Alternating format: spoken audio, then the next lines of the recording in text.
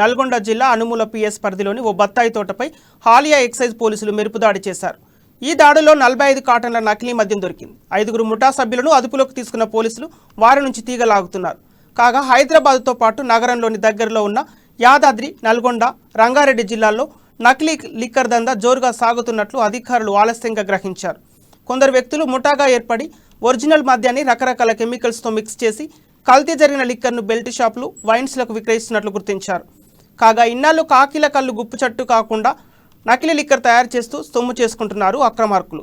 నకిలీ liquor scam ఇప్పుడు ముందు బాబులకు షాక్ ఇస్తోంది. వరుస ఘటనలతో పోలీసుల నిర్లక్ష్యానికి సజీవ సాక్ష్యంగా నిలుస్తున్నాయి. చెప్తుందండి, అది కూడా ఇంకా పూర్తిగా తేలాల్సింది. అది అతను కొంత సమాచారం అయితే ఇచ్చిందండి. ఆ వైన్స్ తనిఖీ చేయడం జరిగింది.